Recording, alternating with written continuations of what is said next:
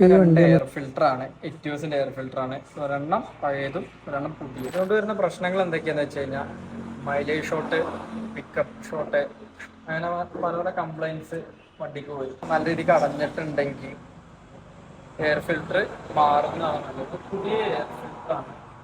രണ്ടിന്റെ വ്യത്യാസം നമുക്ക് നോക്കുമ്പോൾ തന്നെ അറിയാൻ പറ്റും. ഫിൽട്ടർ മാറുന്നതിന് പല ഫാക്ടേഴ്സ് ഉണ്ട്.